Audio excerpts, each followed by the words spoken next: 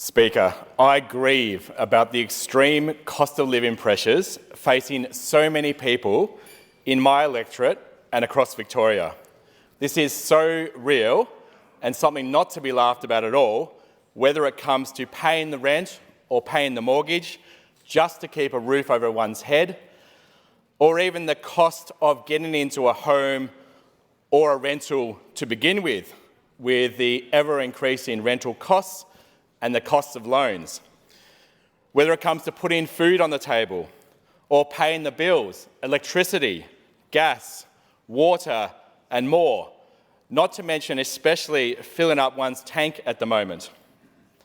And Speaker, the cost of getting to and from study, work, community, healthcare, shopping, in cars or in public transport, if that is even an option for you.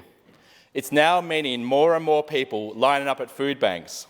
It's meaning so much pressure for support organisations like Mornington Community Support Centre, who are all doing a great job but are bursting at the seams. And it's leading to ever-increasing homelessness, affecting men, women and, sadly, children. Children who are losing opportunity, children who are losing hope. This goes to the fundamentals of why many of us are in this place. It's why I'm in this place, to give freedom, opportunity and hope to children and any person, no matter their background, their postcode, family or socioeconomic situation. These are the issues we should be debating in bills before this House today. But instead of bills, for much of today, we have been debating a House in motion. A House in motion that really bigs up this Labor government instead of talking about bills that would actually resolve these issues. It is a government that is trying to commend their own housing strategy, which is totally failing. It is totally failing whether it comes to new housing builds, housing affordability, public housing and homelessness. Speaker, housing and shelter is crucial to human survival and to going from a situation of survival through to thriving, as is food and other essentials. Now let me address homelessness to begin with as one of the crucial issues relating to cost of living pressures. Homelessness really is becoming worse and worse and worse. We have an absolute crisis here in Victoria. Across Victoria, this is going up and up and up, and my own local area is an example. On the peninsula, we have the highest rates of rough sleeping in the state. So many people are passionate and have angst about this issue in my electorate and across Victoria. It's palpable. The other night in Mornington, there was an event run by the Council for Homeless Persons, which saw over 350 people attend, where I spoke on a panel that included the Minister Harriet Shing in the other place, Rosie Batty, Ben Smith from the Mornington Community Support Centre and Gemma Hughes from Fusion Mornington Peninsula. We heard about lived experience, Speaker. I spoke about locals that I and my office have been trying to help over this term and in particular over the last few months. I spoke about one gentleman who called my office on Melbourne Cup Day and left multiple messages. He had been made homeless a few weeks before. He was in a tent near some shops. He was moved on from that location, like many are, to live on the foreshore in Mornington. And there are many, many people living on the foreshore along the Mornington Peninsula. I sent many emails to the Minister, to authorities, to support organisations and more. But there was no response, there was no sufficient response, there was nothing from this Labor government to actually help this gentleman, whether it came to public housing, crisis accommodation or more. Actual help came from my community when I put out a call via social media. Community members donated bedding, they donated food, they donated tent, they donated more for this gentleman. And the Mornington Community Support Centre helped him out as well, who currently receive nothing from the state government. Now, he's a gentleman, as one example, that was homeless since October. He's only managed to get accommodation in a rooming house in the last 2 weeks. So that is 5 months where we were helping this gentleman, actively helping them, trying to get them into accommodation. And that's one example of someone we've been advocating for, let alone the many people who are not in contact with a local MP, who are not getting help, who are not getting support. On this panel the other night, I also spoke about my own lived experience, which I have rarely talked about in this place or anywhere, as it's not about me. It's about many people who are in a much worse situation than I experienced in the past. But I'll say it here.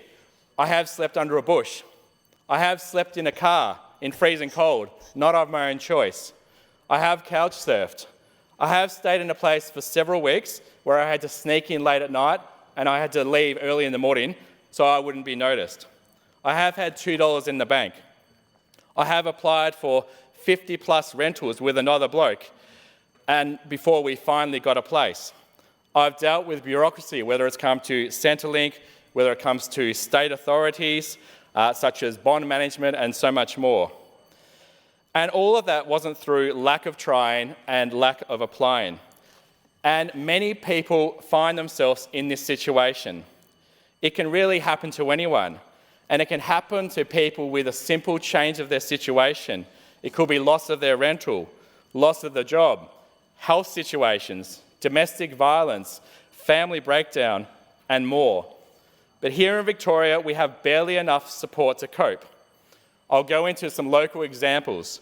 Ranch and Ranch 2.0 are the only crisis accommodation on the whole of the Mornington Peninsula, and that's done through philanthropic funding, not through the state. Public housing numbers have barely gone up on the peninsula over the last 10 years. There may be investment across Victoria, but it's not happening on the peninsula.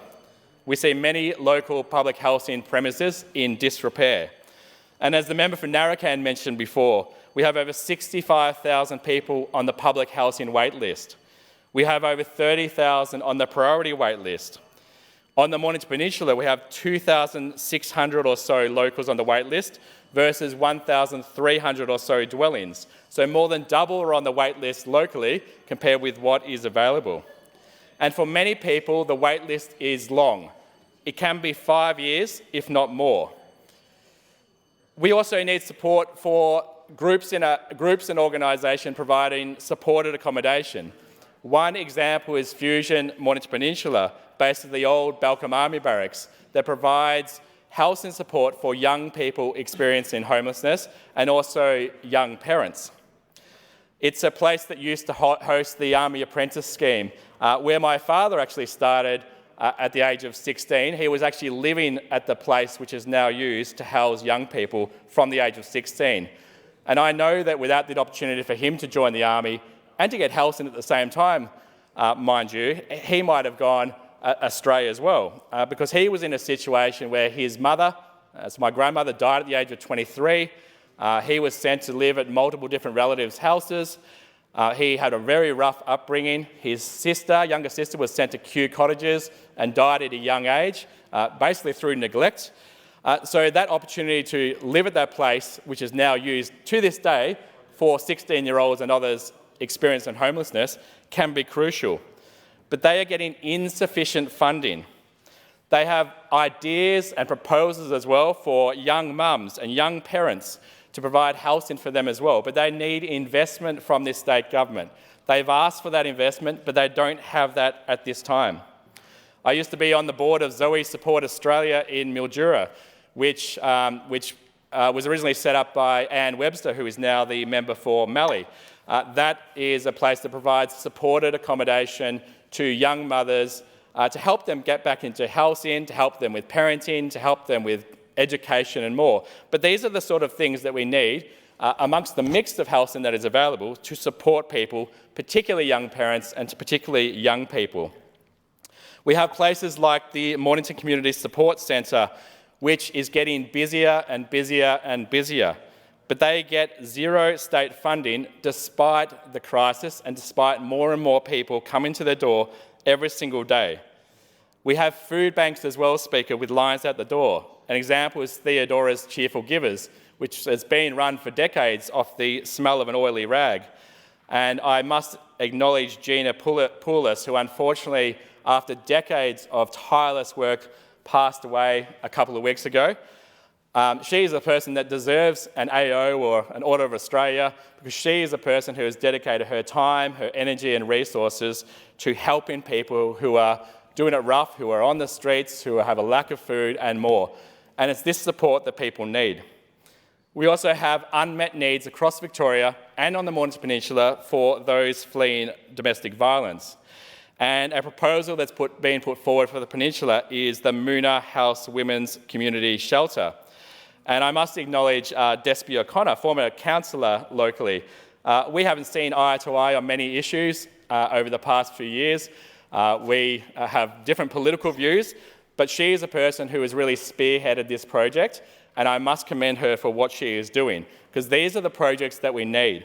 I know the member for Narrabeen, before he was a Member of Parliament, he put a significant amount of work and effort and his own resources, money and time into providing accommodation and putting effort into housing for those who are fleeing and who have experienced family violence. So these are the sort of initiatives that we need, but these all need state government support as well.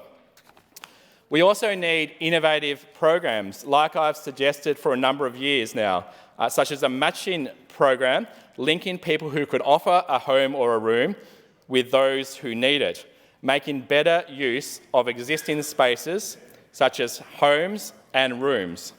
And we can do that with incentives as well.